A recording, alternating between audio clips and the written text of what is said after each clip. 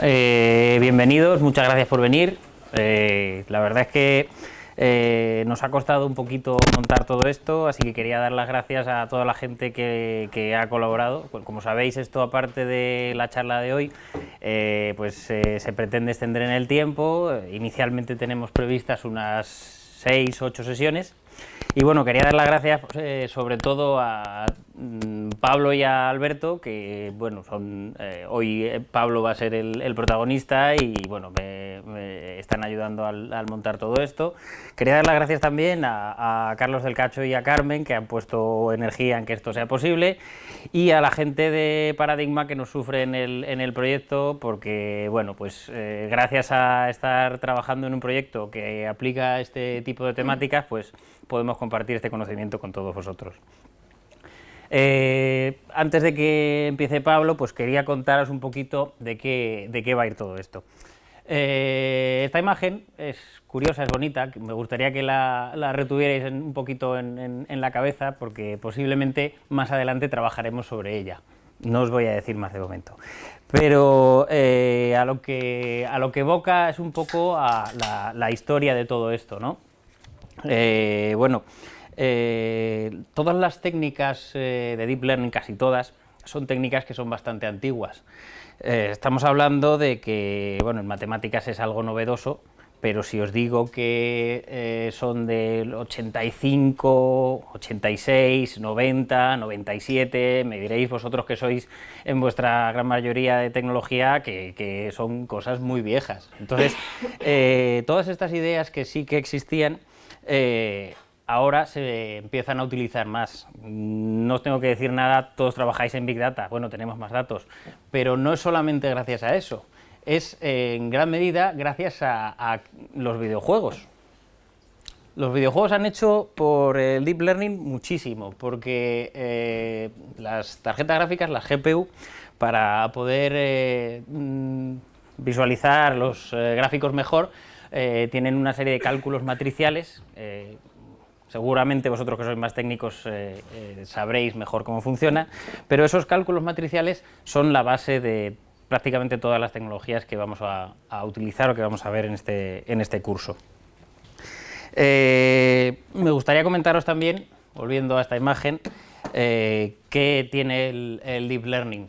Os decía que históricamente pues, todo esto empezó hace mucho tiempo y mientras tanto ha habido otras técnicas, Machine Learning, que se ha desarrollado también de otra manera. Deep Learning no es distinto de Machine Learning, Deep Learning forma parte del Machine Learning. No es algo que vaya a sustituirlo ni es algo que lo vaya a reemplazar, es algo que es una técnica o una serie de técnicas que nos gustaría aprender a emplear porque aportan una visión ligeramente distinta. La idea subyacente fundamental es que bueno, los que trabajáis como Data Scientists muchas veces os enfrentáis a problemas en los que tenéis que generar variables, ¿no? Si yo quiero predecir la edad de una persona en base a su peso y su altura, pues a lo mejor la suma de su peso con su altura dividido por la altura otra vez, pues me resulta un indicador que es muy importante para el clasificador que tengo. Es hacer feature engineering a mano. Una serie de variables, digo, construidas a mano. La clave de Deep Learning también es un poco que esas variables ya existen. Esas variables que son interesantes para nuestra predicción están en el propio mundo de lo que queremos predecir. Y Deep Learning forma parte de lo que se conoce como Representative Learning. O sea, tratamos de tener una abstracción de cómo es el mundo un poquito más arriba. Añadir variables de manera automática y que nos permiten conocerlo en función del problema que tenemos que enfrentarnos. Esto es muy potente. A lo mejor nos quita trabajo a los data scientists porque ya no tendremos que hacer tanto feature engineering, o sí, por supuesto que también es importante. Pero una de las claves es que nos va a hacer ver el mundo tal y como es, o tal y como es para nuestro propósito. También esto nos permite, antes de todo esto, veis estas dos imágenes, son claramente diferentes, ¿no? Los que habéis trabajado con algún algoritmo de Machine Learning, por ejemplo un Random Forest, de clasificación de imágenes, ¿sabría decirnos si una imagen es distinta a la otra? ¿Qué pensáis?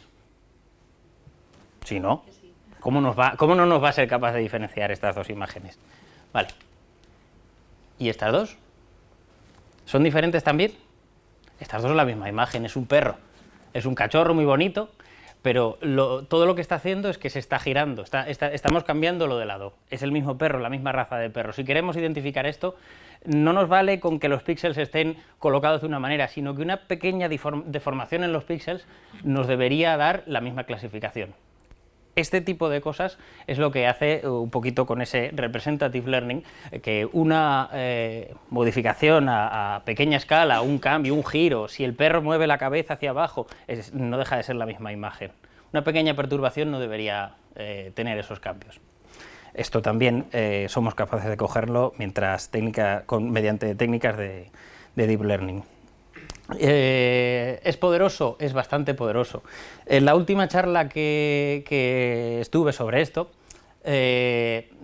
cometí el error de dejar que el público interactuara, y era una charla sobre imágenes, y me mandaron esta imagen. Yo trataba con un algoritmo de predecir qué es lo que había en la imagen. Muchas veces lo consigues, otras veces no, y bueno, coincidiréis conmigo en que es algo bastante difícil, ¿no? O sea, me llega aquí el lagarto que tiene los colores amarillos, que es negro, que está lleno de barro, y ahí hay barro, y encima los mismos colores en las piedras. Precisamente para eso está así el lagarto, para confundirse. Bueno, pues os sorprendería ver que la predicción da un 70% de que es una salamandra, pero además un 15% de que es una salamandra, bueno, de otra clase. Es maravilloso lo que ha conseguido, lo ha identificado perfectamente. De hecho, de las peores, las 5 posibilidades, siempre salamandra, siempre es tritón, es lo que es. Esto mola, ¿no? ¿Os gustaría ver este tipo de cosas? Vamos a ver este tipo de cosas a lo largo del curso. Ya terminó, Pablo, perdóname.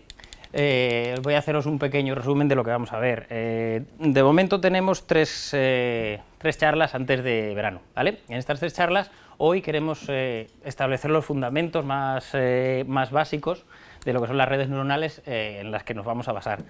Un poquito más adelante trabajaremos ya con TensorFlow. Los técnicos estaréis deseando TensorFlow, pero esto no es un curso de TensorFlow, ¿vale? Vamos a trabajar sobre TensorFlow, pero no vamos a ver los fundamentos. Eso a lo mejor podéis preguntar, ahí tenéis gente de Intelligence que también está trabajando con ello.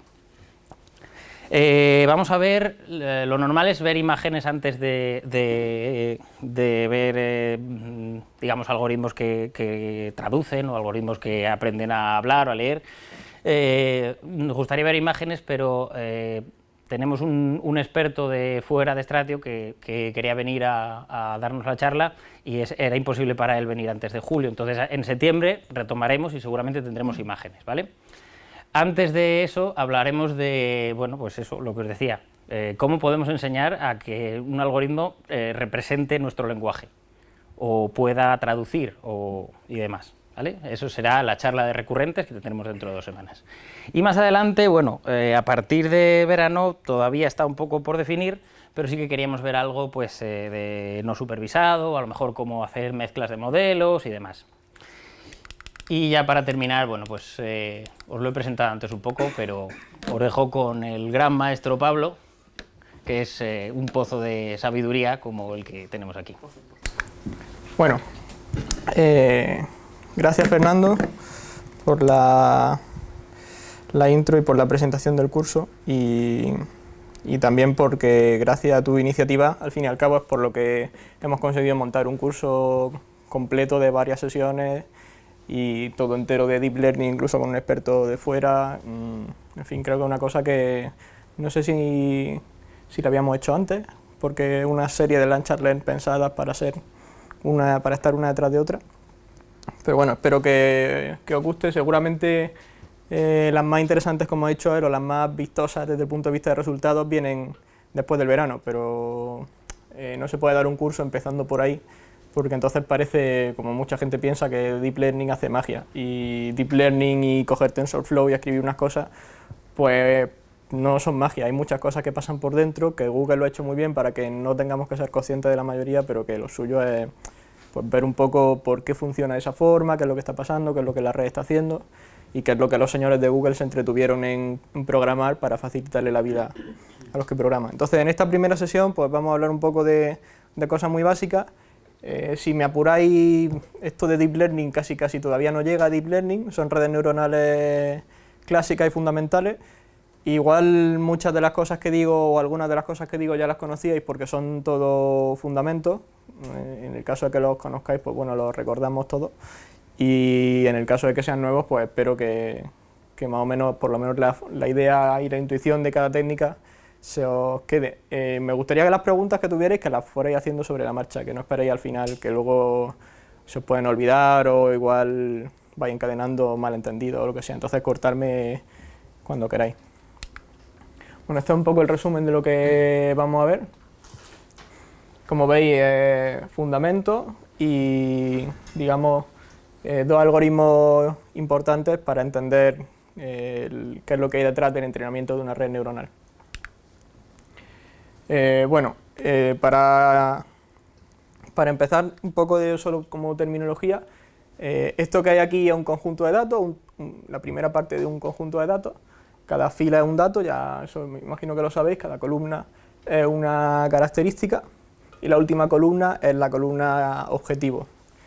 Entonces estamos, por lo menos para esta introducción, asumiendo que estamos hablando de redes neuronales aplicadas a aprendizaje supervisado, en la que tenemos en el conjunto de datos una columna que es columna objetivo, la que nos da la respuesta que tendría que salir si hubiéramos procesado bien ese ejemplo. Aunque ha comentado Fernando que él hablará algo de aprendizaje no supervisado, pero fundamentalmente la mayoría del curso yo creo que hablaremos de aprendizaje supervisado, la gran mayoría. Y como notación, bueno, cuando una letra está en negrita se refiere a que es un vector. Una negrita con un subíndice es que es el ejemplo número 1, por eso el x1 es el primer ejemplo. Para nosotros los vectores van a ser columnas y cada uno de los elementos del vector también tiene subíndices, pero ya sin negrita. ¿De acuerdo? Ya está, eso era todo lo que hay que saber. Bueno, concepto y motivación de las redes neuronales. Si primero recordamos el concepto de frontera de decisión, como dice ahí, digamos, el conjunto de puntos del espacio que tienen las mismas posibilidades de ser de una clase que ser de otra, los que están como en medio, que uno no podría decir si es de una clase o es de otra.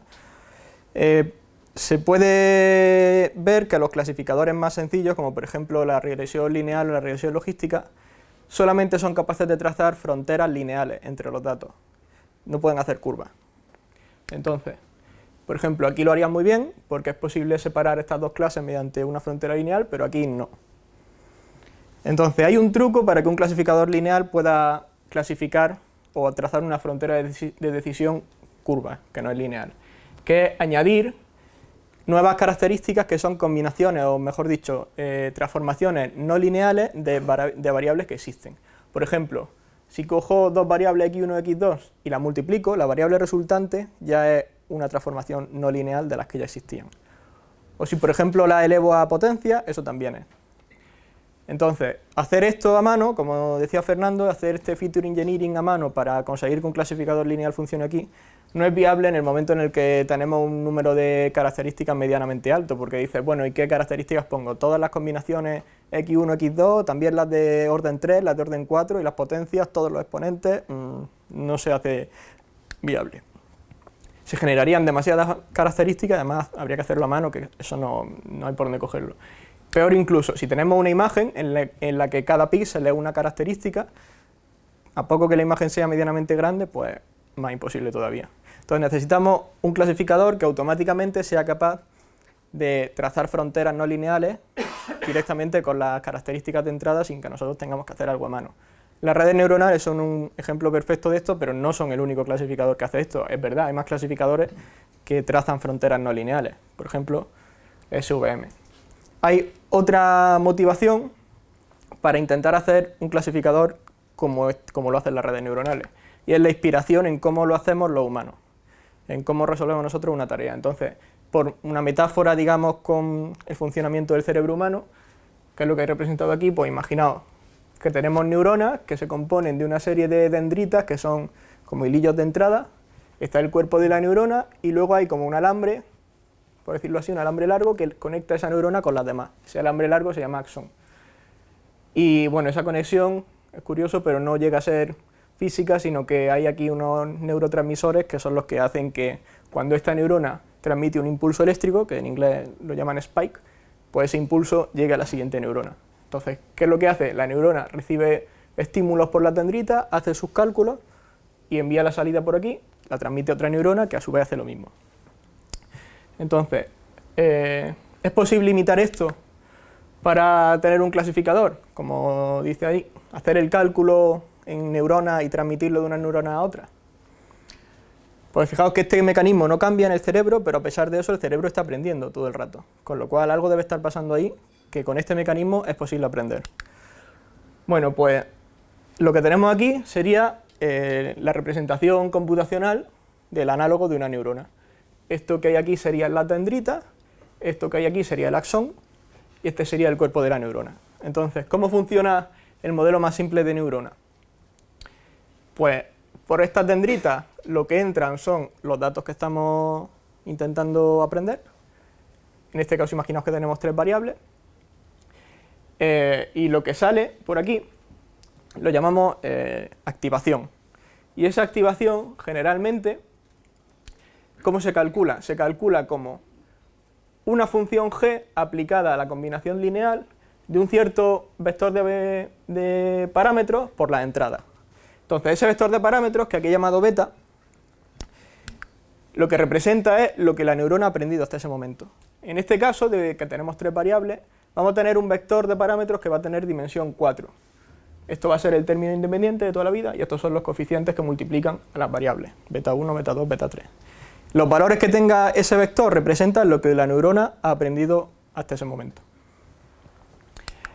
Y esa combinación de las variables multiplicadas por los parámetros se le pasa a una determinada función g que es no lineal y es lo que hace que el comportamiento de las neuronas, de cada neurona, sea no lineal. Generalmente, o en la mayoría de las ocasiones, o con mucha frecuencia, esta función es la función sigmoide, aunque ya comentará Fernando más adelante que hay otras posibilidades. La forma de esa función sigmoide es que la función aplicada a algo es 1 partido por 1 más e elevado a menos ese algo. ¿De acuerdo? La forma que tiene, pues esa de allí. Es una función que tiene como peculiaridades que solo toma valores entre 0 y 1. Da igual la entrada. ¿De acuerdo? Si sabéis o habéis estudiado otros métodos, lo que estamos haciendo aquí no es más que una regresión logística. Si utilizamos la función sigmoide, cada neurona realmente es una regresión logística que está siendo entrenada dentro de un conjunto de regresiones logísticas conectadas una con otra. Al final de la red se puede comprobar, y seguro que lo comenta Fernando, que si se estudia, una vez que la red ha aprendido una tarea, se estudia por separado lo que ha aprendido cada neurona, nos damos cuenta de que cada neurona ha aprendido como una parte de esa tarea global, pero lo ha aprendido de manera autónoma. Nadie le ha dicho qué cosa tenía que hacer la neurona, si tenía que reconocer un borde, una esquina, una cara, pero al final es lo que ha pasado. Una cosa misteriosa, pero así es. Bueno, esta neurona se le conoce como perceptrón simple. Este fue como el ejemplo más primitivo de red neuronal que se inventó, y solamente con esto todavía no podemos hacer lo que nosotros decíamos, porque esto es una regresión logística y esto sigue teniendo el problema de que solo traza fronteras lineales. ¿De acuerdo? Vamos a hacer una red un poquito más complicada. Ahora vamos a ponerle varias neuronas en una capa que llamamos capa oculta. Esta sigue siendo la capa de entrada, esta sigue siendo la capa de salida. Capas ocultas puede haber una o puede haber todas las que uno quiera. En este ejemplo voy a poner una porque es la versión más sencilla. Y esto que sale por el axón es lo que vamos a llamar la ecuación de nuestro modelo. Esto es lo que representa cómo se transforma la entrada en una salida. En una red neuronal, esa ecuación es horriblemente fea porque es una transformación de una transformación de una transformación que hace cada capa oculta. Pero bueno, al final no podemos olvidar que cualquier modelo realmente lo que está haciendo es aprender una función, por muy enrevesada, muy rara que sea, o incluso por que nosotros no le hayamos dicho cuál es la forma, ya la aprenderá él, pero al final es una función que transforma entrada en salida. Por terminología, estas A's son lo que llamamos la activación en la transparencia anterior. ¿De acuerdo? Esta A3 es lo que sale por aquí, que se calcula como multiplicando ese vector de parámetros propio de la neurona por las entradas. Eso se lo pasa a la función g y el resultado es lo que llamamos A3. Aquí A3 porque es la neurona 3 de la capa 2, A2 porque es la neurona 2, A1 porque es la neurona 1. La salida de la red, lo que es el H sub b de x, coincide con este A13, porque es la salida de la neurona. Esta B mayúscula, que he puesto aquí, que además le he puesto en negrita, representa el conjunto de todos los parámetros de la red. Cuando digo todos los parámetros de la red, es el vector de parámetros propios de esta neurona, el vector de esta neurona, el de esa y el de esa. Bien, eso es lo que acabo de contar. En cada capa vamos a llamar B super J al conjunto de vectores de parámetros, los beta 0, beta lo que sea, de cada neurona. Juntados todos, pues todos los de una capa van a ir a parar a una matriz que llamamos beta super J. Esto que hay aquí es un ejemplo de lo que se llama perceptrón multicapa, porque ya tiene una capa oculta y ya era capaz de solventar lo que el otro no podía, el tema de las fronteras lineales. Bueno, aquí, esto era lo que os comentaba. Cada neurona va a tener su propio conjunto de parámetros y fijaos, B super 1, mayúscula, es simplemente una matriz que en cada fila tiene el conjunto de parámetros de cada neurona. En la primera fila tiene el conjunto de parámetros de esta neurona, en la segunda el de esta y en la tercera el de esta. En la capa 2, pues exactamente igual. Una matriz que tiene el conjunto de vectores, como solo hay una neurona, pues solamente el vector de parámetros de esta neurona. ¿De acuerdo? Bueno, con esa nomenclatura es posible escribir cada una de estas salidas, que dijimos que era simplemente multiplicar el vector de parámetros de la neurona por su entrada, de esa manera. En el caso de estas primeras salidas, ¿cómo se calcula la salida de cada neurona? Pues multiplicando lo que llega por aquí, por aquí y por aquí, por sus pesos. Como ahora los pesos los tenemos puestos en una matriz, pues multiplicamos en cada caso los pesos que le correspondan. Por ejemplo, si es la primera neurona, pues sus pesos están en la primera fila. Así que multiplicamos la primera fila por la entrada. ¿Qué es la segunda neurona? Pues la segunda fila de esa matriz por los pesos y así. En el caso de la capa de salida, pues exactamente lo mismo, nada más que con la matriz, la B2, que realmente es un solo vector. Pero ¿quiénes son ahora las entradas? Ahora las entradas son esto, que son las activaciones. Lo que habíamos calculado como salida aquí es lo que le entra a la neurona siguiente. Así es como se va calculando la salida de una red. Cada neurona hace el cálculo con lo que le entra a ella y lo transmite a la capa siguiente. Y poco a poco, pues haciendo las cuentas, al final es combinar una regresión logística que la salida sirve de entrada como variable a otra regresión logística. Fijaos. Un segundito, cuando una neurona de la capa oculta le llega a su activación, ¿podríamos decir que eso es lo que está aprendiendo, lo que se le activa? Es decir, está aprendiendo a detectar lo que le hace activarse. De manera que si tú hablas de unas neuronas que se especializan en detectar cuando la cantidad primera es pequeña y la segunda... ¿Eso es lo que hace? Sí. Por eso iba a comentar ahora, en estas líneas en rojo, que justamente lo que estamos haciendo es que la salida sea una regresión logística, pero que utiliza como variables, no las variables de entrada, sino estas activaciones, que ya de por sí son transformaciones no lineales de estas entradas. Es decir, hemos conseguido crear tres variables, A1, A2, A3, que son transformaciones no lineales de las entradas sin tener que haber hecho absolutamente nada. Lo hace la red ella solita. Con lo cual aquí ya estamos viendo cómo generar combinaciones no lineales de las variables sin nosotros tener que cablear nada. Lo hace la red ella sola. Y estas activaciones son las que al final hacen que, por supuesto, si una neurona ha aprendido la tarea de detectar un borde, detectar el borde no lo hace usando como entrada estas variables, lo hace usando como entrada las salidas de la capa anterior. Pero al final la tarea que está haciendo es detectar un borde, por decirlo así. O ella, junto con las neuronas que contribuyen a su entrada, han tenido esa tarea. Pablo, perdona, una duda. Deep Learning ya se considera a partir de una capa. O sea, estás hablando de...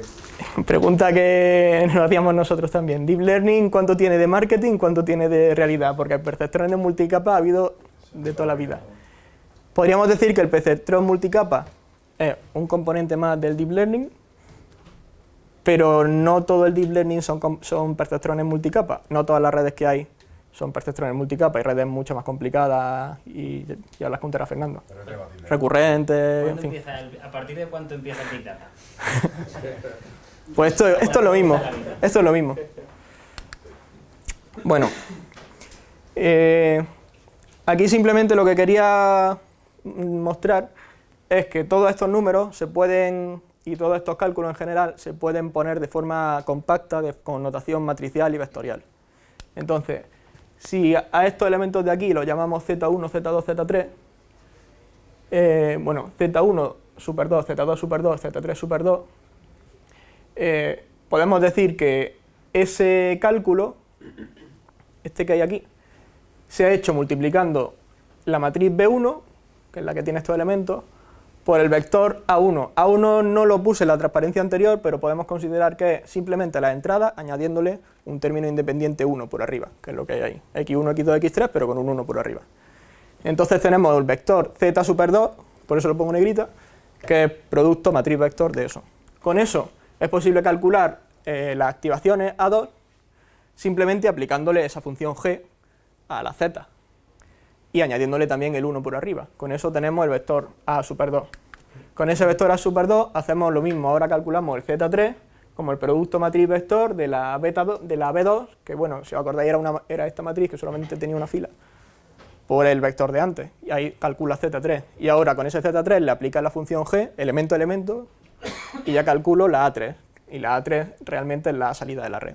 Conclusión, que todos estos cálculos los puedes expresar de una forma muy compacta con matrices, y que MATLAB, por ejemplo, pues lo hace del tirón. En una línea de código de nada te hace un cálculo completo. Eso era lo único interesante aquí.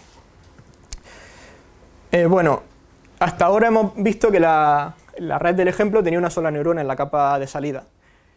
Eso es porque esta red serviría para hacer clasificación en un problema de dos clases solamente. Entonces lo que esperaríamos es que esa salida, que es un número real, fuese casi 1 cuando es una clase y casi 0 cuando es otra clase.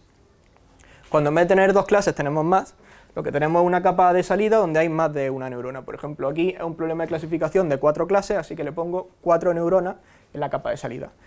Eso quiere decir que la función en la que nosotros resumimos la red, esa h, ahora no va a ser una función que va de R3, por ejemplo, en R1. Va a ser una función que va de R, aquí hay 3 entradas, R3, a R4. Y lo que nosotros querríamos es que si la clase es, por ejemplo, la clase 1, pues las salidas fueran casi 1 para la primera neurona y casi 0 para las demás. Si es la clase 2, pues que fuese casi 0 para la primera neurona, 1 para la segunda y 0 para las demás, y así. ¿De acuerdo? Aquí salen 3 neuronas en la capa de entrada, pero si lo que estamos clasificando es una imagen, tendríamos tantas neuronas como píxeles tiene la imagen. O sea que por 3 si es RGB. Si no, que también es muy frecuente, en escala de grises sería una sola. Entonces, como digo aquí, si P es el número de variables, pues una red que clasifica dos clases va de RP en R. Una red que clasifica K clases va de RP en RK, porque la salida ya no es un número, es un vector de tantas componentes como clases. Bueno, solamente eso. Bien, ahora voy a comentar el algoritmo que se llama descenso en gradiente, porque es un algoritmo que nos sirve para entrenar redes neuronales y también muchos otros modelos de machine learning que no son redes neuronales. Y bueno, por eso creo que tiene suficiente importancia como para explicarlo con bastante detalle. Bueno, el concepto de función de coste. Función de coste se define por lo siguiente. En Machine Learning en general, cuando nosotros estamos ajustando un modelo, lo que tratamos es de encontrar la mejor combinación de valores para los parámetros del modelo que estamos ajustando. Entonces, el hecho de haber elegido un modelo frente a otro ya nos está restringiendo a que la búsqueda nuestra sea solo valores para esos parámetros. En este caso, si hemos elegido una red con cierta topología, por ejemplo, 2 capas ocultas y no sé cuántas neuronas, eso ya va a determinar cuántos parámetros tenemos y cómo se relacionan entre ellos. Y cualquier modelo lo que busca es los mejores valores para esos parámetros que definen ese modelo.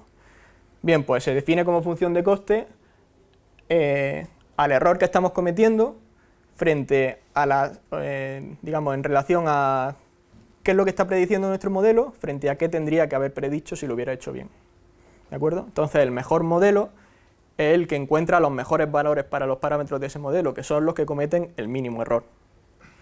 Con lo cual, de aquí en adelante, ajustar un modelo se resume en encontrar el punto en el que esa función de error, que es función de los valores de los parámetros del modelo, alcanza el mínimo. Ya está. De aquí en adelante todo va de eso. ¿Por qué hay tanto algoritmo y tanta cosa? Porque esa función de error, su forma depende del modelo que estamos ajustando, en este caso una red neuronal, con lo cual en el caso de redes neuronales y de otros modelos que hay por ahí, es muy complicada y no es nada fácil encontrar el mínimo de esa función. ¿Cómo se mide el error? Generalmente una forma muy común es lo que se llama error cuadrático medio.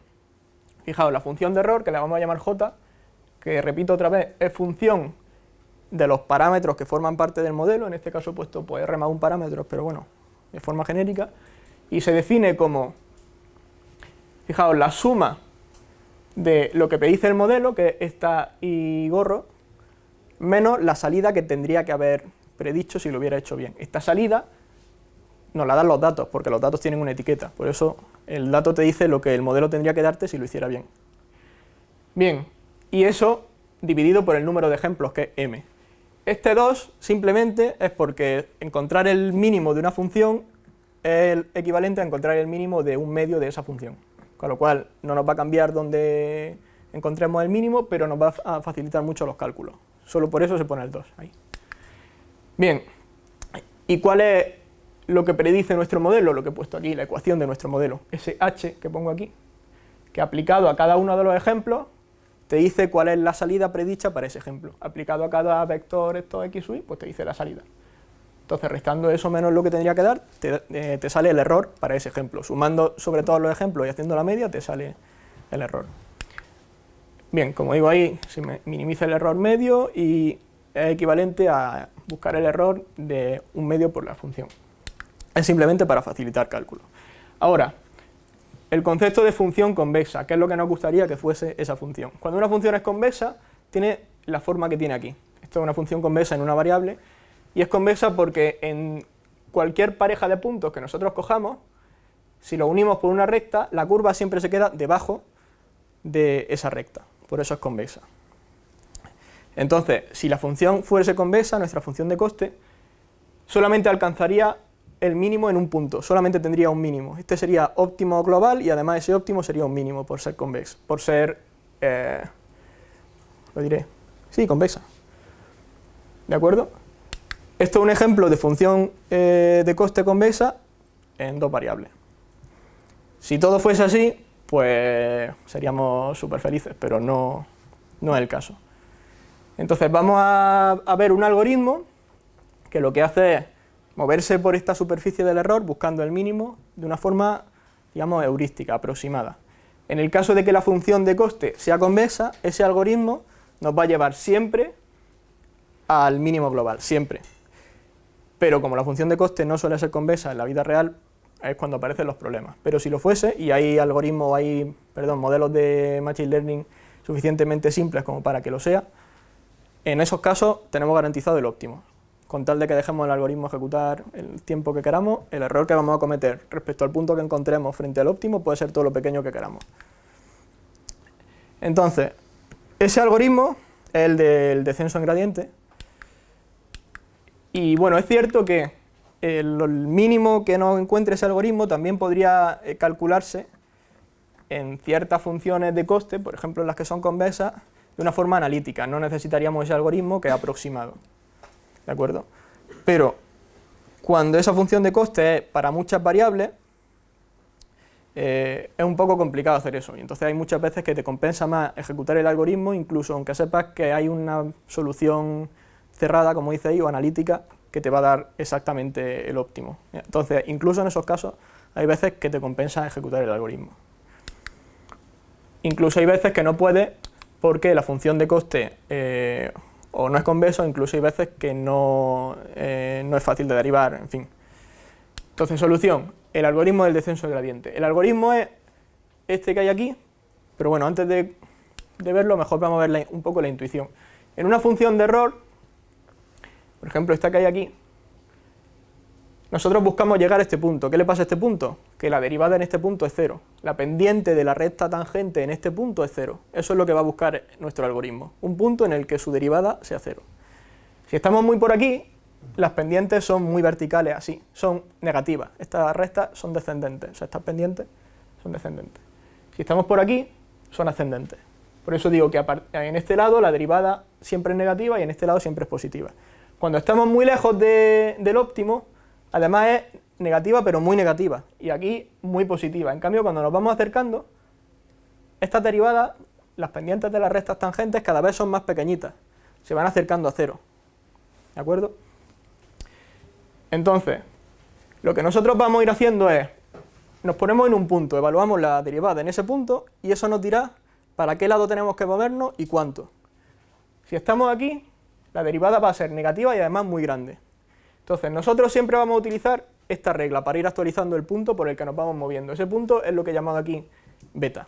En este caso, beta será un parámetro solo porque estamos en una variable, pero beta podría ser un vector de parámetros, luego explicamos cómo. Si a beta le restamos una cierta constante que nunca va a cambiar, que se llama tasa de aprendizaje, que es la letra eta, por la derivada evaluada en ese punto, que es eso que he puesto aquí, esta cosa tan fea, es simplemente la derivada evaluada en un punto. Fijaos, si estamos por aquí, esa derivada va a ser negativa, con lo cual menos por menos va a ser más, con lo cual al punto anterior le vamos a sumar algo, o sea, nos vamos a mover hacia la derecha. Si estamos aquí, el signo de la derivada es positivo, entonces quiere decir que menos por más va a ser menos, es decir, que el nuevo beta va a ser el que había menos algo. O sea, va a ser más pequeño el nuevo beta, nos estamos moviendo hacia la izquierda. ¿De acuerdo? ¿Eso está claro hasta ahora? Eso es importante, porque en esto se va a basar todo ya. Y como digo, fijaos que este nuevo valor es un número constante por esta derivada. Como esta derivada se va a hacer cada vez más pequeña según nos acercamos al óptimo, porque hemos dicho que las pendientes cada vez son más chiquititas, el cambio que nosotros vamos a aplicar cada vez es más pequeño según nos acercamos al óptimo. Por eso digo que esta derivada nos da el signo, es decir, si nos movemos para un lado o para otro, y además cuánto nos movemos. Por eso no hay que tocar esta constante de aquí, no hace falta, porque esto ya te dice cuánto te mueve. Hay algoritmos que sí que la modifican de forma adaptativa para acelerar la convergencia, pero en principio no es una cosa necesaria. ¿Y esa constante cómo se calcula? Pues esta constante debe tomar un valor pequeño y siempre te recomiendan pues que sea cosa como así como 10 elevado a menos 5, 10 elevado a menos 6, eso es, digamos, empírico. No te va a afectar porque lo único es que te va a hacer que tu algoritmo tarde más en converger. Si pones una constante de aprendizaje demasiado rápido, demasiado grande, para intentar que converja mucho, muy rápido, ahí sí tienes un problema grande, porque puede ser que empieces a saltar, pero en vez de por aquí, empieces a moverte a los dos lados de esta función de coste. Y entonces, en vez de converger, diverja. O sea, eso sí es un problema. Gracias por preguntarlo, que no había caído en comentar nada del parámetro. ¿De acuerdo? Ayudaría más, perdón, eso, Dime. que explicaras que en verdad es el step o el paso que da ese punto en el avance. Cuanto más grande lo hagas, pues digamos que va dando saltos más grandes. Entonces se pone un valor pequeño que va a hacer que vaya dando, descienda suavemente, ¿vale? Se te olvida aparte comentar por qué no queremos que salte tan grande, por lo de los mínimos locales y globales, porque ese es el peligro. Al final, en una función de coste puedes tener varios mínimos locales. Eso venía luego. Claro, pero perdona, porque yo te estoy orientando simplemente te voy a sugerir para ayudar a entender lo de los saltitos. Vale, no digo más. Bueno, ¿qué pasa cuando hay múltiples variables? Como pongo aquí, en vez de optimizar para un beta, optimizamos para un vector de variables, desde beta 0 hasta beta p, por ejemplo. Bueno, pues el algoritmo básicamente es el mismo. Como digo aquí, bueno, esto se me ha olvidado comentarlo, pero siempre hay que fijar un punto inicial donde empiece el algoritmo, que en el caso anterior era un solo punto, aquí es un vector porque estamos en un espacio p-dimensional.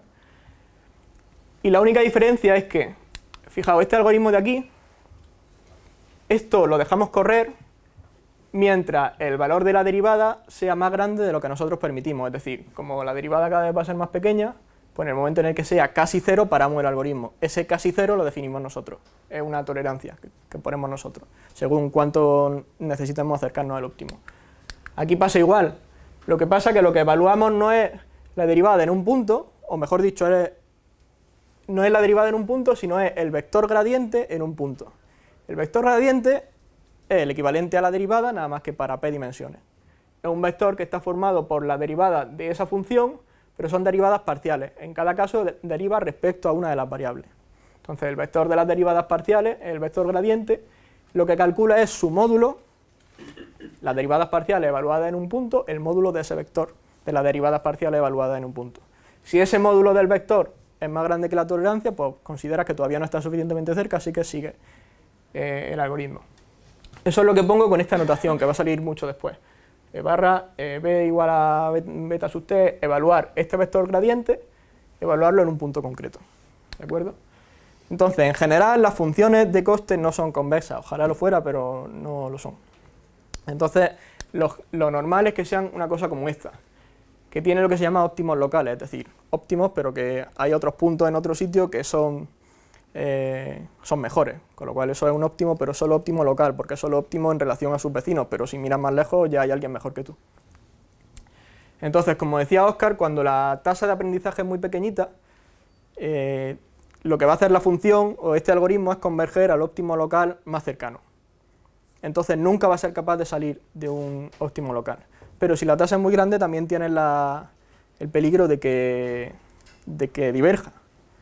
¿De acuerdo? Entonces no hay una garantía de que se alcance un óptimo global con este algoritmo, ni hay una forma, por decirlo así, segura de evitar que se estanque muy rápido en un óptimo local.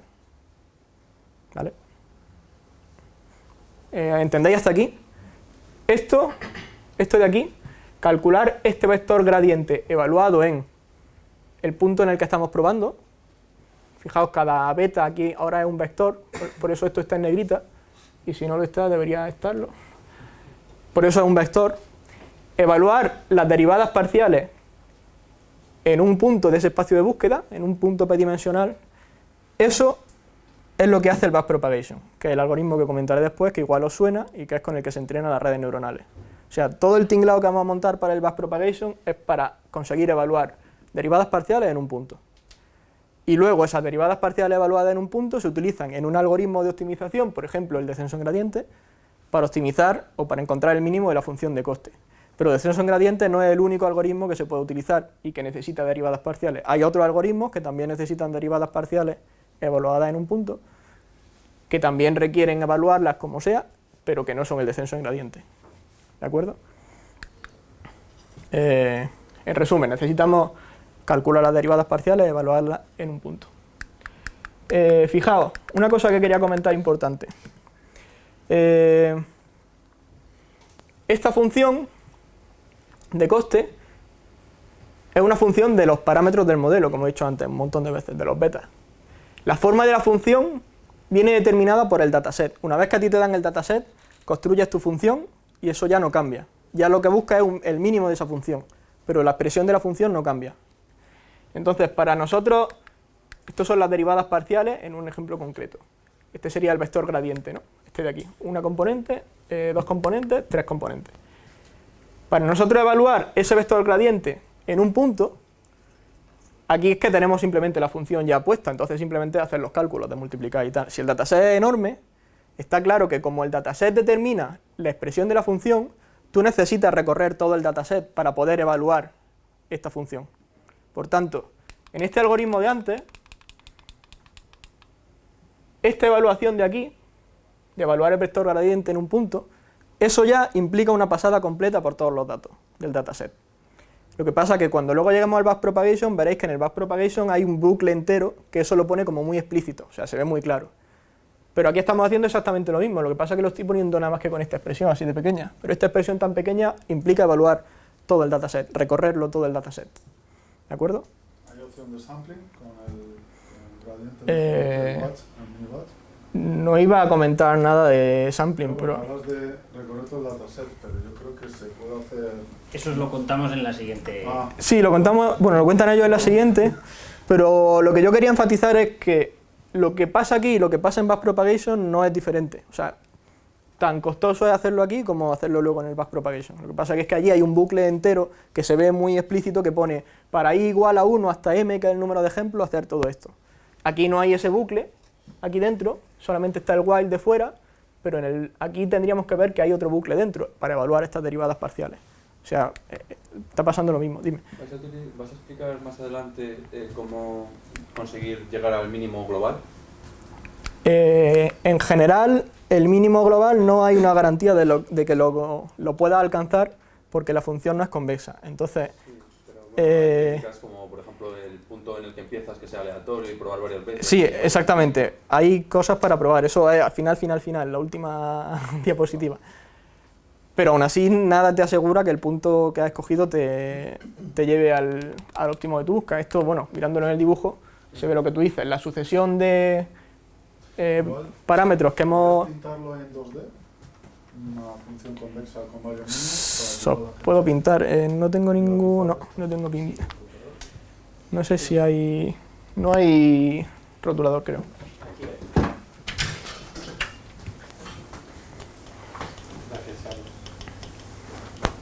Gracias. Por ejemplo, vamos a hacerlo en una variable. Por ejemplo, la función de coste puede ser algo así. Entonces, el óptimo global es este. Pero dependiendo de dónde empiece el gradiente descendente, si empiezas aquí lo vas a alcanzar seguro. Si empiezas aquí es muy posible que te quedes aquí. Si empiezas aquí, es muy posible que te quedes aquí. Si empiezas aquí, pues bueno, no está muy claro, pero si empiezas un poco más para la derecha acabarás yendo para acá y si no, es intuitivo. Pero no hay nada que te garantice que alcanza el óptimo global. Porque si no, no habría tanta investigación en optimización, tantos papers, tantos profesores de universidad. El problema es que si no te obligaría a hacer varias pasadas y la magia de esta algoritmo en verdad es una optimización. Tú lo que quieres evitar es, en vez de calcular con todas las posibles cruces y posiciones en un plano y en el dimensional, que es computacionalmente burrote, y más ya hablando en la prima de data, con este simple truco, con este algoritmo lo que tú estás buscando es, con un juego matemático, presuponiendo que el error es una función concreta, o sea, en este caso concreto convexa, pues cómo me puedo aproximar en ese mínimo error computando las menos veces posible. ¿Me entienden? Eso es lo que te da este algoritmo.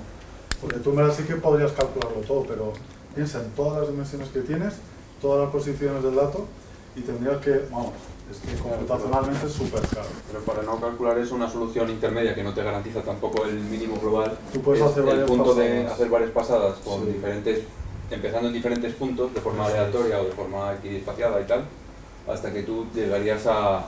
tienes más Exacto. probabilidades Lo de que pasa es que alcanzar. ahí tienes que pensar lo Pero que te no ha dicho es. esto depende de tu conjunto de datos, tu volumen y lo que tú estás Claro, claro. buscando. No, es costoso. Imagínate que si tuvieras datasets enormes, pues igual esas pasadas igual no te compensan. Es un poco eso, jugar un poco con eso. Hay más optimizaciones, como por ejemplo pensando en 2D, imagínate que tienes un... ¿Puedo pintar? Pinta, pinta. Imagínate que tienes algo así, ¿no? No sé si se ve bien del todo. Si tú empiezas aquí, seguramente vas a acabar aquí, que es lo que tú dices, ¿no? La inicialización. Pero si hay algún físico aquí, le puedes añadir una cosa que se llama momento, de manera que si tú estás descendiendo por aquí, le añades un poquito de inercia. Si piensas que esto es una pelota, al final tu pelota, dentro del propio algoritmo, ha encontrado aquí un mínimo, pero se va a tratar de salir para ver si hay otro mínimo. Hay muchas optimizaciones dentro de la optimización que te pueden ayudar a esto. En realidad, lo que dices, lo que comentas de la inicialización, sí es importante, que tampoco son algoritmos deterministas, que lo entreno varias veces y siempre me sale lo mismo, pero no es una cosa que acabe siendo totalmente clave. A lo mejor tienes 3, 4, 5 tipos distintos de inicializar, para que no sea siempre con ceros, para que sea siempre de una manera más o menos aleatorizada pero controlada, pero no te hace que tu algoritmo no converja solamente porque hayas elegido la mala. Bueno, vale, dicho lo cual, me recuerda que tenía que haber comentado efectivamente que el punto en el que acabas depende muy críticamente del punto en el que empieza. Entonces ese punto inicial sí que determina dónde empieza. Lo que tú comentabas es hacer una especie de muestreo en rejilla del espacio para asegurarte que más o menos siempre ha rastreado todos los puntos más o menos a los que puedes acabar llegando. Entonces sí tiene sentido, pero como dice Óscar, también depende del tiempo que tengas, de tus datos, de los recursos que tengas. Bueno, vamos a comentar un poco por encima, pues tampoco es muy importante, era más importante la idea del gradiente descendente, cuál es la función de coste en una red neuronal. Entonces, como he dicho antes, una red neuronal, cuando usamos la función de activación sigmoide, que es la que hasta ahora vamos a comentar, y hasta que Fernando no nos cuente lo contrario, o Alberto, el que nos lo va a contar, tenemos una red que son varias regresiones logísticas conectadas unas con otras. Entonces, la función de error de una regresión logística podemos verla como eso que hay ahí arriba, que es simplemente la expresión esa que puse antes, donde aquí estaba la predicción que hacía el modelo y le restaba el valor real, pues la predicción que hace el modelo es ni más ni menos que la ecuación de la regresión logística.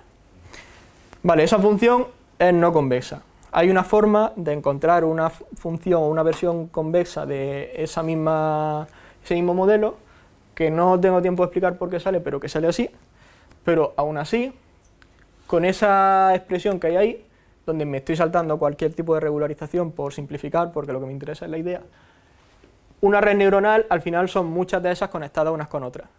Entonces, una red neuronal en la que haya k neuronas en la capa de salida, tiene como función de coste este chorizo de aquí, que es lo que hay arriba, pero con un bucle más. Este bucle desde k igual a 1 hasta k mayúscula, que se refiere a todas las neuronas de la capa de salida. ¿De acuerdo? Entonces, bueno, no voy a explicar detalles de por qué sale así, lo importante es que el conjunto de parámetros lo he llamado B mayúscula, y sería todas esas matrices que comenté antes, la B mayúscula 1, B mayúscula 2, sucesivamente, que estaban en cada una de las capas, y eso es el conjunto de variables que nosotros buscamos el mínimo, en ese conjunto es donde nosotros buscamos el mínimo. Esta función de aquí, otra vez, es no convexa, ¿de acuerdo? Con lo cual, como hemos comentado antes muchas veces, no tenemos garantizado que el valor de los pesos que encontremos sea el mejor. Y además, ¿cómo podemos de esa función calcular esas derivadas parciales con respecto a cada uno de los parámetros, que son cada uno de los elementos de esas matrices, los B y J super L para cada uno de los L, sin morir en el intento? ¿Vale? Es una tarea un poco heavy, como dice ahí. Entonces, para eso es para lo que queremos el backpropagation. Pues vamos con ello.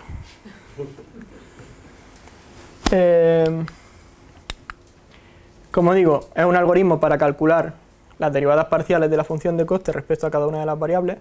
Y entonces la intuición, lo más importante del backpropagation es lo que viene ahora. Es una cosa muy obvia. Si nosotros queremos calcular el error de la red global y entrenar a las neuronas a cada una para que vayan mejorando, tiene que ir mejorando cada neurona, pero nosotros entrenamos a la red completa. Entonces lo que nosotros buscamos realmente es ver cada neurona de la red cuánta culpa tiene del error que la red ha cometido, para un ejemplo. Cómo de culpable es cada una de las neuronas en ese error que hemos cometido. Ya está, esa es la idea del backpropagation. Entonces, ¿cómo lo hace backpropagation? Pues se llama backpropagation porque precisamente lo que hemos visto antes, hasta este momento, el calcular la salida de la red a partir de la entrada, esos cálculos que íbamos haciendo con el Z, y luego el A, y luego el Z de la siguiente, tal, eso mucha gente lo llama forward propagation, propagación hacia adelante, porque es simplemente calcular la salida hacia adelante, y ahora una vez que calculas la salida, eso te permite calcular el error, que es la diferencia entre la salida y lo que tendría que haber salido, lo que dice tu dataset, la etiqueta que tendría que haber salido, y eso es lo que se propaga hacia atrás, porque dices, bueno, tengo este error. De este error, ¿cuánto de culpa tienen las neuronas de la última capa? Y ahora, una vez que a esas neuronas le ha asignado una culpa, por decirlo así, la neurona dice, sí, pero yo he calculado esa salida con un cálculo que incluye mis propios pesos, pero también la entrada que me pasaban los de antes. Con lo cual, no toda es mi culpa, sino que yo tendré parte de la culpa por mis pesos, pero también otra parte de la culpa es de las salidas que me llegaron a mí, de las AES de la capa anterior. Pues eso es el backpropagation. Con que os llevéis esa idea, En eso se resume. Todo lo demás es artificio matemático, es derivadas feas y cosas así. Toma alguna, perdón. Dime. Perdón. Según lo explicas, quizás esto sea por desconocimiento mío. Este algoritmo funciona de tal manera que teóricamente se podría corregir al 100% cualquier error de la entrada con respecto a tu salida del dataset. ¿Significa eso que con este tipo de algoritmos podríamos resolver cualquier problema?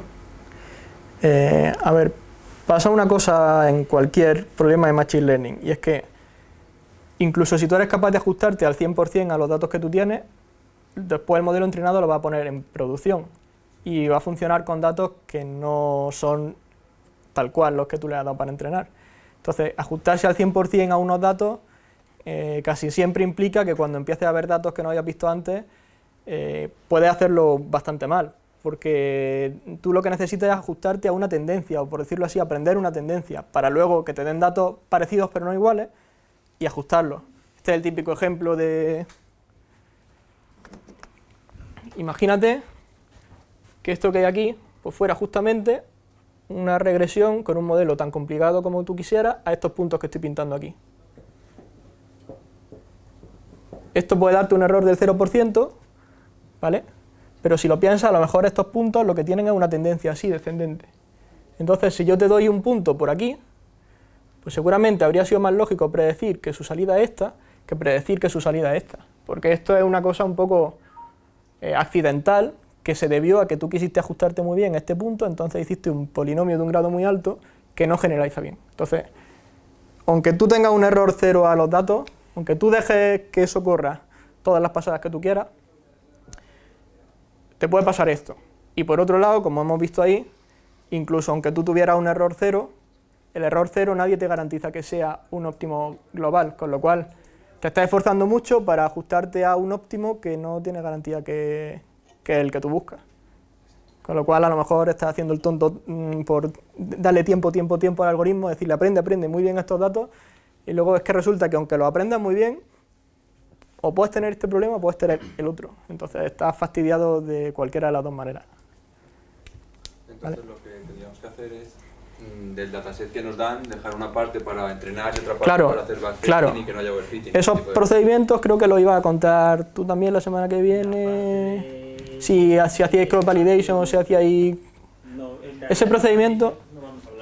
Bueno, ese procedimiento no es especialmente diferente en redes neuronales de lo que puede ser de cualquier... Cuenta. Sí, no, yo es que iba a levantar del backpropagation, está bien lo que has contado, me gustaría saber si se toma alguna acción al hacer la propagación hacia atrás.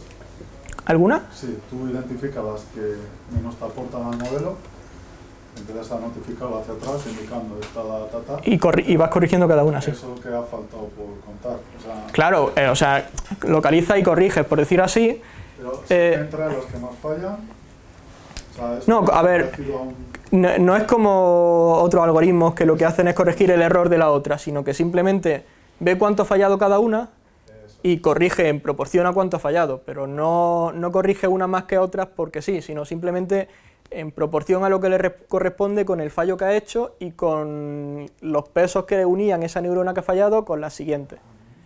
¿De acuerdo? O sea, corrige, acordado de cómo estaba en el gradiente descendente. Cuando tú tenías un error, cuando estabas muy lejos y tu pendiente era muy grande, pues ese factor que multiplicaba al eta, esa derivada, era muy grande, con lo cual ese paso iba a ser bastante grande. Con las neuronas, de una forma un poco más enrevesada, al final lo que estás haciendo es lo mismo. Si la neurona se ha equivocado en bastante, la corrección que le va a hacer va a ser bastante, pero eso lo hace el backpropagation encontrando esa proporción de cuánto se ha equivocado la neurona. Eso que notifica hacia atrás implica que se incrementa ¿qué variable? ¿La del step? ¿Cuál? No, las variables que nosotros movemos siempre son esa matriz B que nosotros veíamos de peso, esos betas, que son los que utilizas para multiplicar tu propia entrada por esos pesos, para calcular tu salida. Es decir, tu salida ¿de quién depende? De las neuronas que tenías detrás y de tus propios pesos. Tu error puede depender de tus propios pesos, pero también de las neuronas que estaban atrás. Entonces, si las neuronas que estaban detrás lo han hecho muy mal, eso no significa que tú seas el que tienes que cambiar muchísimo los pesos. Eso ya se ocupa el backpropagation de enterarse de eso. Pero Bueno, ¿de acuerdo? el detalle de eso. ¿Qué es lo que se cambia? ¿Las betas? Las betas es lo que se ¿O cambia. se cambia y se vuelve a lanzar un training? No sé si me No, explico. hemos dicho que el backpropagation, Vale. su única misión es calcular esas derivadas parciales en un punto, ¿de acuerdo? Y decirte cuánto es lo que valen las derivadas parciales de la función de error en ese punto. Toda la misión del backpropagation es esa, ¿de acuerdo? El mover las betas propiamente, eso no es parte del backpropagation, eso es parte del algoritmo con el que estemos entrenando la red, que puede ser gradiente descendente muchas veces, o puede ser otro más sofisticado, ¿de acuerdo? Entonces, di. Hay veces que haces, no quiero, pero que le enseñas a la red varias veces tus datos, de manera que haces un forward, haces un backward, vuelves a entrenar, no sé si te referías a eso. Sí. Pues eso también lo haces. Vale. Eso os lo contaremos más adelante. Vale. Y con respecto a lo que comentaba, ¿cómo es tu nombre? Diego. En cuanto a training y testing y ese tipo de técnicas, la verdad es que son bastante generales de Machine Learning. Si estáis interesados en que hablemos de ello, podemos hablar de ello. Podemos coger otro día, hacer otro... cómo validar los resultados de un algoritmo, pero no habíamos pensado en ponerlo en el curso. Bueno, como último ejemplo, una vez que tenéis esa idea, vamos a, por ejemplo, a coger esta red de ejemplos. He puesto en cada neurona en gris cuáles son los pesos que correspondían a esa neurona. Y, acordaos que esto es la primera fila de esa matriz que aquí llamamos B1 y esto sería la segunda, igual que aquí esto sería la primera fila y esto es la segunda de otra matriz B mayúscula 2, simplemente, lo he puesto para recordar. ¿Cómo se calculaban los zetas? Pues multiplicando los pesos por las entradas. ¿Cómo calculamos, por ejemplo, esta salida de aquí, el A13? Pues el A13, para calcularlo hay que tener estas entradas y multiplicarlas por los pesos adecuados. ¿Cuáles son los pesos adecuados? Pues los de la matriz, pues la primera fila. Entonces se calculan, como pongo aquí, los pesos de la primera multiplicados por esta entrada por el B11, esta entrada por el B12 y lo sumamos, término independiente más se lo pasamos a la función g, a la sigmoide, y eso nos da esta salida, el A13. Vale. Y ahora, ¿cómo nos damos cuenta de cómo de equivocado estaba esa neurona? ¿Cómo de errónea esa salida A13? Bien, pues, o dicho de otra forma, ¿cuánto ha contribuido esa neurona o esa salida A13 al error que hemos cometido sobre un ejemplo? Sobre un ejemplo concreto, X, Y, Y. Bueno, definimos esta notación de aquí, estos deltas son el error que comete la neurona iésima de la capa que pone arriba. Entonces, esto de aquí, este delta 1,4, es el error que comete esa última neurona, que es la neurona de la capa de salida, es decir, el error global de la red, que se calcula simplemente restando lo que ha dicho la red respecto a la salida que tendría que haber dado. Y ahora eso es lo que se retropropaga. Entonces, ¿qué es lo que hacemos? Dices, bueno, esta salida de aquí, ¿de qué dependía? De los pesos de esta neurona y también de las entradas que yo tuve. Vale, entonces, si yo me he equivocado en una parte es porque a lo mejor parte de esta entrada también estaba mal, de esta entrada que recibió, que era justamente el A13, que estamos viendo cómo rectificar. Y yo lo multipliqué precisamente por este coeficiente de aquí, porque esta salida se calculaba multiplicando este A13 por esto, más este A2 por este de aquí. Entonces, en el caso de estar examinando esta salida, ¿por quién había sido multiplicada? Por este coeficiente de aquí. Entonces, el error que se le atribuye a esa neurona, a esta de aquí, es este producto de aquí. ¿De acuerdo? Y ahora, como digo aquí, porque la contribución había sido esa, la contribución del A13 a la salida global había sido esa. Vale, otro ejemplo. Vamos a calcular el error que se le puede atribuir a esta neurona de aquí. Pues hace exactamente igual. ¿Cómo de equivocada estaba esta neurona? ¿Cómo de erróneo era este error? Pues bueno, aquí es un poco más complicado porque está en una capa intermedia, pero esta salida ¿en quién influía? Influía en estas dos neuronas. Es decir, podía hacer errónea o podía contribuir con su error a estas dos neuronas, porque esa salida le entra a ella, a esas dos neuronas. Entonces, ese error vamos a decir que ha sido esta expresión de aquí, que tiene dos partes, esta primera, ¿por qué? Porque esta salida contribuyó a esta neurona, y esta neurona, nosotros en algún momento hemos calculado que su error ha sido este. En algún momento, concretamente en la diapositiva anterior. Y también contribuyó a esta neurona, que en algún momento hemos calculado este error, con lo cual decimos, vale, pues qué parte de este error o de este error se debe a la salida de esta neurona. Pues como la salida de estas neuronas eran la entrada de esta por los pesos de esta, pues yéndonos para atrás decimos que el error que comete esta es el coeficiente por el que se multiplicaba esa entrada en esta neurona, que era el beta 1,1, multiplicado por el error que cometía esa neurona, más exactamente lo mismo con esta, el coeficiente que se multiplicaba por esta entrada, que era el beta 2,1, pues acordaos que esta salida será beta 2,1 por esto, más beta 2,2 por lo que entre de aquí, con lo cual el coeficiente este por el error que cometía esta neurona. O sea, repartir el error entre los causantes, ponderado, por decirlo así, por cómo se calculaban esas salidas. Al final lo importante del backpropagation es la idea, simplemente. Y ahora, poniéndolo todo junto, bueno, eso es. El algoritmo de backpropagation quedaría así.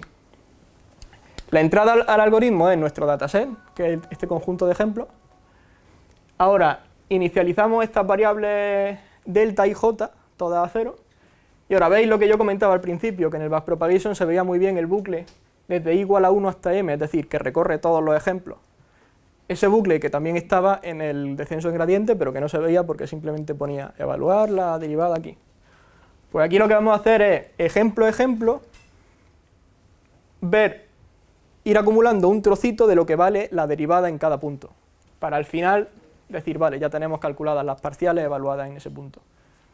Entonces lo que hacemos es, para cada ejemplo, primero calculamos la salida de la red para ese ejemplo, calculamos el error en la última capa, y ahora vamos calculando los delta, retropropagando el error, y cuando hayamos terminado, con este formulario de aquí, vamos calculando, o vamos acumulando en cada uno de los delta, este producto de aquí, que es ir multiplicando una salida por el error que cometía la neurona siguiente. Al final del todo, calculamos la media de cada uno, y estos d, justamente, son lo que buscábamos. Es decir, las derivadas parciales evaluadas en el punto en el que estamos en ese momento del descenso en gradiente. Entonces, como veis, este bucle va dentro del bucle del descenso en gradiente, del bucle ese del while. Pero aquí está pues muy explícito. Si hubiera regularización, que no hemos comentado lo que es, pero que se suele utilizar mucho, que quiere decir que las neuronas, la ecuación del error, incluye un término para que el número de... a ver si lo digo bien. Para que el valor de los parámetros sea lo más pequeño posible, o dicho de otra forma, para intentar que el modelo sea lo más simple posible, no sé si lo vaya a comentar vosotros, regularización o no. Hablaremos de dropout, que no es exactamente eso. Bueno. Entonces la función de error se modifica un poco, tiene un término más, entonces aquí habría un término más, un sumando más aquí, en esta t, pero bueno, eso al final no cambia la idea básica de todo lo que hemos contado, es simplemente un poco más de artificio, ¿vale? Y ahora ya podemos utilizar estas derivadas parciales para ir actualizando el valor de los parámetros de la red e ir aprendiendo, que era lo importante. Al final seguimos estando en un descenso en gradiente y todo esto era para conseguir un paso del descenso en gradiente. Bueno, resumen. Hemos visto que las redes neuronales pues, tienen una motivación doble, por un lado lo de las características no lineales y por otro lado una analogía con cómo trabaja el cerebro humano. Y fijaos que lo que hacen al final es crear características no lineales, pero de una forma muy inteligente y un poco peculiar. Eso está un poco relacionado con el tema de aprendizaje, o mejor dicho, de representación del mundo desde un punto de vista un poco más abstracto, que son esas características más abstractas, pero que seguramente nosotros no habríamos encontrado haciendo a mano. Las descubre la red ella sola. No es el único modelo que es capaz de tener una frontera no lineal. Bueno, como digo ahí, hacen falta muchos datos en general para entrenar una red, y el motivo es que si vamos a calcular el gradiente en cada punto, hace falta bastantes ejemplos para poder calcular bien cuál es la derivada parcial. Entonces, bueno, gracias al backpropagation podemos calcular las derivadas parciales de una forma medianamente eficiente, porque se podría hacer de forma directa, pero sería más costoso computacionalmente. Y esto al final es el fundamento de todos los entrenamientos de todas las redes, o esto modificado, o ideas que al final derivan de esto. Por eso era necesario que la primera sesión pues fuera solo introductoria y de estos fundamentos. Y nada más, y gracias por haber venido y por haber degustado la empanada.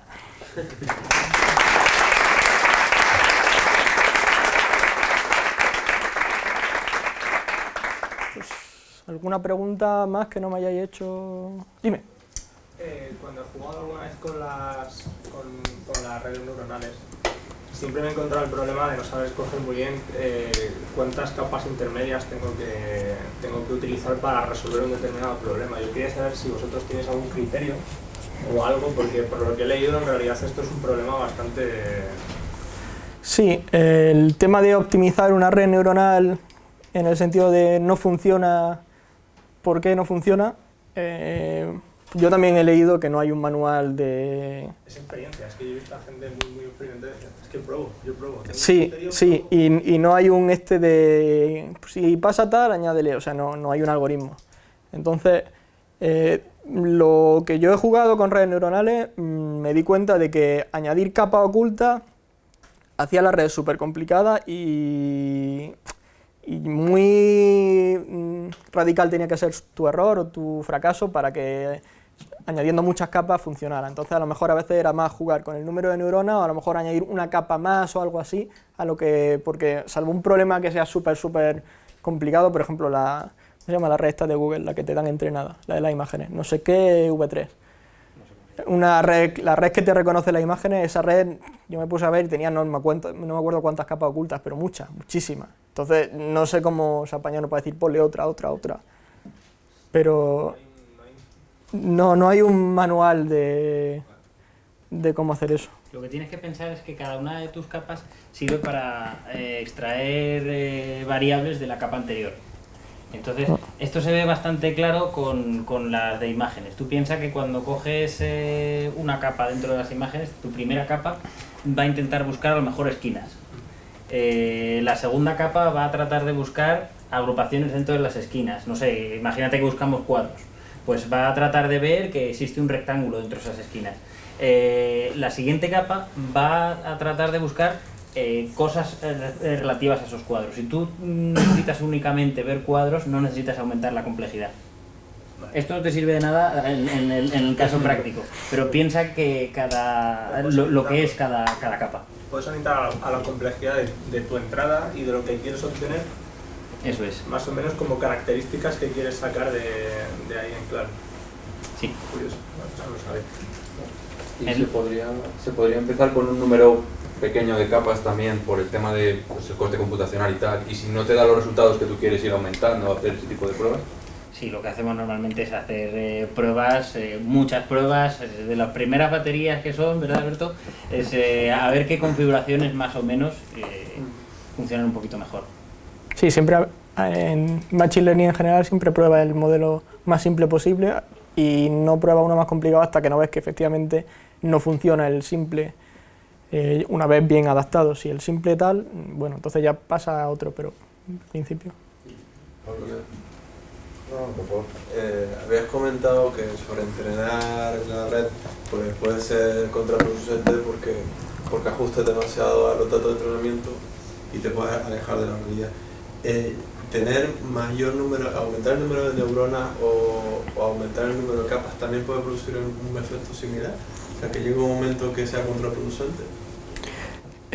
A ver, aumentar el número de capas al final está aumentando la complejidad de la red y, como dices tú, al final va a acabar aprendiendo, entre comillas, características que es que igual te parece que existen, pero ya no existen. O sea, son cosas que estás aprendiendo ruido, como se suele decir. Estás ajustándote a ruido, aunque la red parezca que está aprendiendo características ocultas nuevas. Entonces, te va a pasar igual que cuando te ajustas demasiado. está aprendiendo ruido, pero por medio de neuronas nuevas, pero están aprendiendo cosas que al final no... Bajándolo un poquito de nivel, con el ejemplo que decía antes Pablo, muchas veces, aquello que tienes dibujado ahí, cuando tienes una cosa en 2D y tratas de aproximarlo por un polinomio de grado 257, pues acabas pareciéndote muchísimo. Al aumentar la complejidad, reduces el error en tu training, pero la complejidad casi siempre es peor para el test. Bueno, comentabas que también para problemas no lineales las SVMs dan mejor, porque claro, estamos también en el mundo del deep learning, dan mejor resultado, o cuándo debemos aplicar una u otra. A ver, eso es un poco relativo y también puede basarse en prueba una, prueba la otra. Y mira a ver que, como digo, las redes neuronales necesitan muchísimos datos para entrenarse. Y más datos cuanto más capas y más neuronas y más compleja sea la red, simplemente porque más neuronas y más capas son más parámetros que tienes que aprender. En cambio, las SVM no necesitan tantos datos para aprender, no necesariamente. De hecho, creo que ya incluso hay algoritmos que lo que hacen es buscar tu conjunto de entrenamiento y quitarle datos para dejarlo casi... Y aparte, sabes que las SVM acaban buscando 3 ejemplos concretos que son con los que acaban ajustando los planos que discriminan. Entonces, por ejemplo, el número de datos podría ser un criterio, opino yo. Hay otra posibilidad que es cómo conozcas tus datos. Si estás en un dominio que conoces perfectamente y sabes qué es lo que influye al resultado, lo que decíamos antes de generar nuevas variables. Si no lo conoces o dudas o pues tienes que recurrir a generar variables, a lo mejor de manera automática, entonces sí que sería necesario. Y mucho mayor coste, ¿no? Entiendo, de procesamiento. Generalmente sí, aunque las SVM también son muy costosas de entrenar porque, no sé si te acuerdas, tienen que calcular productos escalares cruzados utilizando la función kernel, como si te fuera un espacio de dimensión alta, pero al final no te quita nadie hacer todos esos productos. No sé si te acuerdas que era un problema de estos de programación cuadrática, lo que al final tenías que optimizar. Con lo cual, ninguno de los dos algoritmos son especialmente rápidos en tiempo, pero sí que es verdad que yo diría que por lo general las redes neuronales pueden ser de los modelos que más datos te hace falta para entrenar. Sí, pero que puedes tener un mejor en un problema concreto. Sí, por ejemplo. Una SVM que como... Sí, pudiera ser. Sí. No, las redes neuronales no es que sean la panacea, lo que pasa que lo que ocurre con el Big Data, ahora tenemos mucho más recursos y gracias a muchos más recursos y a mejores tecnologías podemos almacenar más datos, podemos procesarlos, con lo cual somos capaces de entrenar redes más complejas porque tenemos datos para dar y tomar. Entonces, ¿por qué Google ha hecho la super red? Porque a Google datos no le faltan. Entonces, puesto a tener tiempo, a tener recursos y a tener datos, tú dáselo a la red que algo saldrá. Pues sí, puede ser, pero no es la panacea. Durante el curso se va a ver en algún momento temas de calidad del dato, del dataset. Ese es un tema que, porque yo me acuerdo hace mucho tiempo que tenía un dataset enorme, pero es que había varios de los datos que estaban mal, ¿sabes? Era un problema de clasificación de imágenes, pero había imágenes o que estaban mal etiquetadas o que no estaban claras y tal, y eso al final lo que hacía era perjudicar a toda la red entera, porque estaba desaprendiendo realmente. No teníamos pensado en poner eso porque es algo muy genérico, pero por lo que veo tienes mucho interés en que organicemos un curso de conocimiento genérico de cómo se tratan las imágenes o lo que sea. Y oye, yo si esto funciona, si os entusiasma este curso, podemos montar otro curso paralelo más adelante con todo ese tipo de dudas. Igual me estoy adelantando, ¿sabes? Igual debería esperar a que pasara todo el curso y luego después decir, bueno, pues este tema igual estaría bien tratarlo. Creo que iba a venir uno que era especialmente... que su área de trabajo en los últimos tiempos eran de imágenes con redes neuronales, entonces igual... iba a venir después del verano, igual le puedes preguntar concretamente, oye, ¿cómo solucionas este problema? ¿O se te plantea este problema? ¿Cómo lo...? Una pregunta, esta expansión o esta explosión de herramientas de Deep Learning se ha popularizado simplemente porque ahora tenemos muchos más datos y podemos entrenar redes neuronales mejor para aplicarlas a distintos ámbitos? ¿O por qué se ha producido de repente esta explosión? ¿Por sus aplicaciones comerciales? Yo diría que, por un lado, por lo que ha tenido la explosión general de Machine Learning, porque Machine Learning, como ha dicho Fernando, no es de ahora, es de siempre. Lo que pasa es que ahora tenemos una cantidad de datos que antes no teníamos, y ya no solo por volumen, sino por, ¿cómo decirlo?, el tipo de fuentes que ahora estamos empezando a procesar no las procesábamos antes. Entonces hay ciertas fuentes que, bien procesadas, acaban siendo características muy útiles para hacer Machine Learning. Y además, el tipo de, digamos, resultados que puedes tener con alguna red, sobre todo en el terreno de las imágenes, son como súper sorprendentes, súper llamativos. Entonces eso genera todavía más marketing, porque ya no es que le digan, mira, tengo un 90% de clasificación en el dataset del PIMA, o del IRIS, o del no sé qué. Eso a nadie le interesa, pero tú le dices, mira, te doy una imagen y te sé decir el concepto que hay dentro. Entonces la gente dice, qué magia negra haces tú por ahí detrás. Al final es un poco el mismo tema. El tipo de aplicaciones y un poco el tipo de fuentes que ahora somos capaces de incorporar, que antes no. Porque antes era igual hacer una red neuronal que tuviera como una imagen de buena resolución y que encima no tardase la vida en entrenar y diese un resultado bueno, pues igual no era tan frecuente eso, hace un tiempo. Y además ya no solo eso, además es que ahora, aprovechando el tirón y viendo que además esto funciona, ahora tenemos bibliotecas que eso te lo hacen muy rápido y muy fácil. O sea, ahora no tienes que ser un científico loco que te pelees con el código en C implementando tú la red, que tardan más que...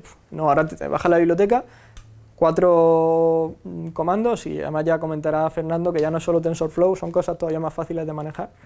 Y es que eso está al alcance de cualquiera, con lo cual eso ayuda más todavía a que haya más gente interesada y no piensen que eso es un terreno ahí oscuro y solo de unos pocos, sino que te bajas la biblioteca y que la empiezas a utilizar rápidamente y el resultado es sorprendente ese que te vendían, pues es que lo tienes tú en tu máquina rápidamente. Porque las multicapas realmente es que son de los 80, de los 70 o... Pues el 85 es, creo, el paper de Hinton, me parece. Pero yo creo que el perceptrón de una sola capa... El perceptrón de una sola capa me parece que justo lo leí hoy y era del 60 y algo. No sé, 65, 66 o algo así. Lo que pasa es que el perceptrón de una sola capa, que al final una regresión logística tenía el mismo problema ese de los planos. Pero cuando luego llegaron al multicapa dijeron, pues mira, esto ya funciona. Entonces eso como que reactivó un poco la... Tienes que contar la historia en el próximo. Por contestarte a ti también, como dice Pablo, sobre todo porque ahora podemos, pero hay otra cuestión que es que en los dragones esos que pinta Óscar en las presentaciones, la gente que va montada encima son evangelistas de Deep Learning. Tienes tanto en Facebook como en Google, como en Amazon, como son las eminencias del mundo de Deep Learning, son la gente que está dentro de los áreas de investigación, dentro de tal. Entonces, esa gente es la que nos otorga la posibilidad, abriendo sus librerías y demás. Y el otro motivo que se me ocurre, a lo mejor que no sé si has dejado del todo claro, Pablo, es que también, bueno, como es una aproximación a cómo está constituido el cerebro humano, ya veremos alguna cosita más sobre esto, es la aproximación que de momento más fuerte se nos ocurre para acercarnos a la inteligencia artificial, que también es una cosa que tienes todos los días en las noticias. Yo creo que también está relacionado con la potencia de cálculo que tienen las máquinas ahora, porque esto en los años 60, aunque tuvieras la teoría matemática, no tenías a no ser que tuvieras un superordenador que solo tenía pues igual los gobiernos y tal, no podías... Y tampoco. Claro. Entonces, bueno, ahora parece que se ha democratizado con todo esto de Amazon y tal, puedes por lo menos contratar por horas una red, o sea, un conjunto de máquinas para hacer este tipo de pruebas. O sea, en resumen es porque ahora podemos. Claro. Si puedo aportar un poquito, básicamente es la potencia de cálculo que tenemos hoy en día y lo más importante, aplicaciones reales que lo reflejen. De hecho, todo esto viene por el coche autónomo de Google, que es el que de verdad lo aplica de verdad y es tangible y al final te marca por dónde tienen que ir al final la ingeniería y todo. Es decir, al final es cómputo y casos reales. Y hoy en día pues tenemos lo del coche que te deja tonto cada vez que lo ves y todo lo que hace y simplemente es esto lo que hay detrás. No, pero no solamente en el coche, sino para la generación de imágenes, para la generación de incluso de videojuegos. Creo que tiene más aplicaciones incluso. Sí, el reconocimiento de voz también. De hecho, he visto hace poco que había una prueba que era asombrosa. O sea, era en una sala como esta que estaban hablando 10 personas a la vez y un algoritmo de deep learning era capaz de saber, de sacar el texto de las 10 personas por separado sin equivocar las palabras ni frases. Para meter más chascarrillo, hace muy pocos días vi que por primera vez un algoritmo de deep learning había sido mucho mejor a la hora de identificar un cáncer de piel que cualquier médico, por ejemplo. Eso lo he visto en LinkedIn, porque yo creo que vi algo así, me ha llegado de... Me sorprendió porque, joder, la máquina la que lo está diagnosticando, ya lo delegas a... ¿Cuál es la aplicación que habéis visto vosotros igual más que me os ha dejado más huella en vosotros? A mí... Videojuegos, ¿no? A mí me deja bastante huella la de las imágenes, pero no es que te diga, como decía él, un tritón. No es que dice, es una persona jugando al fútbol y no sé qué. O sea, la red ya sabe lo que es el concepto de fútbol. No solamente es que reconozca los objetos, sino que reconoce el global de la imagen. Y te hace una frase que parece que hay un enano haciendo la frase y te la ha hecho la red para describirte en una frase la escena de la foto. O sea, es aprender dos cosas, es aprender conceptos de objetos, pero también es aprender, porque además, qué sé yo, jugar al fútbol, a lo mejor solo hay futbolistas y no hay pelota, o solo hay futbolistas y campo y una portería, o solo hay un futbolista y una pelota y público, no sé. A mí eso me llama... Está cogiendo imágenes, eso lo está haciendo Google, y es capaz de generar imágenes. Sí. Eso va a ser potentísimo para los videojuegos. Y generar libros por ahí, ¿no? Es creativo, ya veremos algo sobre creatividad. Cuando intentaremos entrenar un algoritmo que sea creativo y que... Cuando le funcione. Sois conscientes de que esto es el fin del mundo, ¿no? Con la creatividad se acaba todo, ya. Es que no para nada. Ya no servimos para nada, lo que nos diferenciaba de la máquina ya... Hay una cosa curiosa. Hay una web ahora que no me acuerdo cómo se llama ahora, pero que está generando desde hace ya 5 o 6 años música 24 horas al día y han hecho pruebas de Turing, pero de la música, ¿sabes? Poniendo expertos y tal, y no sabían diferenciar si esa música era generada por humanos o no. Y lleva 5 años generando música todo el rato ella sola. Mientras no sea reggaetón. No, era música clásica. Bueno, pues... Hoy ha sido seguramente el día más complicado, sobre todo de explicar. Esto es una de las cosas más difíciles. Ahora enseguida os dejo. Sí. Esto es una de las cosas más difíciles de explicar, por eso le pedí la ayuda a Pablo, que se ha comportado como un auténtico campeón. Y muchas gracias otra vez, Pablo. Nada, a vosotros por venir.